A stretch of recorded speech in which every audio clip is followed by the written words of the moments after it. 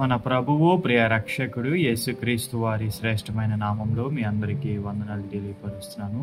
ఈ వీడియో ద్వారా మీ ముందుకు రావడానికి దేవుడు ఇచ్చిన అవకాశాన్ని బట్టి దేవుని నామాన్ని ఎంతో స్తుతిస్తున్నాను. ఈరోజు నా ప్రసంగ అంశము ఏమిటంటే ప్రసంగి పత్రిక. మరి సొలొమోను రాసిన ప్రసంగి పత్రిక మనం ధ్యానం చేద్దాం. ఈ పత్రిక రాసింది సొలొమోను అన్న విషయాన్ని డైరెక్ట్గా అయితే మెన్షన్ చేయలేదు, కానీ దావీదు కుమారుడు రాజు యెరూషలేములో రాజు అయి ఉన్న ప్రసంగి పలికిన మాటలని అలా పెట్టి ఉంచడం జరిగింది. కాబట్టి దాన్ని బట్టి మనం ఇండైరెక్ట్గా మనం తీసుకున్నది ఏంటంటే ఇది సొలొమోను రాశాడు అన్న విషయాన్ని మనం ఏం చేస్తున్నాం, అందరూ తీసుకుంటున్నాం. సో ఎన్ని అధ్యాయాలు ఉన్నాయి ఈ ప్రసంగి పత్రికలో అని అంటే 12 అధ్యాయాలు ఉన్నాయి. ఎన్ని వచనాలు ఉన్నాయని ఆలోచన చేస్తే 222 వచనాలు ఉన్నాయి. ఏ కాలంలో దీన్ని రాశాడు అని ఆలోచన చేస్తే క్రీస్తు పూర్వం 935వ సంవత్సరంలో రాశాడు. అంటే సుమారుగా, కరెక్ట్గా కాదు. ఇందులో ముఖ్య వ్యక్తి ఎవరు అని ఆలోచన చేస్తే ఈ పత్రికలో సొలొమోనే ముఖ్య వ్యక్తిగా ఉంటాడు. తర్వాత దేవుడు.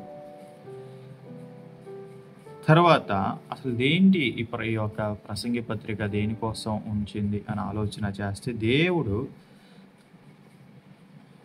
మరిచి దేవుని పక్కన పెట్టి తన జీవితం కాలంలో తన సొంత అనుభవాలు, తర్వాత తన సొంత ప్రయత్నాలు, తన సొంత ఇష్టాలతో బ్రతికి దాన్ని తర్వాత ఎంతో పశ్చాత్తాపపడతా ఉంటాడు. సో ఆ విషయానికి సంబంధించిన పత్రిక ఇదన్నమాట. ఈ విషయాన్ని మీరు ఒకసారి గమనించవలసిందిగా కోరుతున్నాను. ఈ పత్రికలో మొదటి అధ్యాయం 1వ వచనాన్ని తర్వాత 2వ వచనాన్ని చదువుతున్నాను, జాగ్రత్తగా విందాం. దావీదు కుమారుడు యెరూషలేములో రాజై ఉన్న ప్రసంగి పలికిన మాటలు.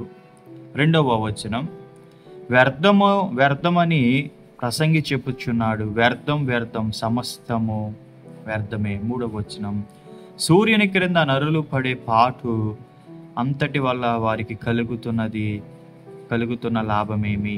తరం వెంబడి తరం గతించిపోతుంది, భూమి ఒకటే ఎల్లప్పుడూ నిలిచేది. సూర్యుడు ఉదయిస్తాడు, సూర్యుడు అస్తమిస్తాడు, తాను ఉదయించే స్థలం మరలా చేరడానికి త్వరపడతాడు. ఇక్కడ అబ్జర్వ్ చేస్తే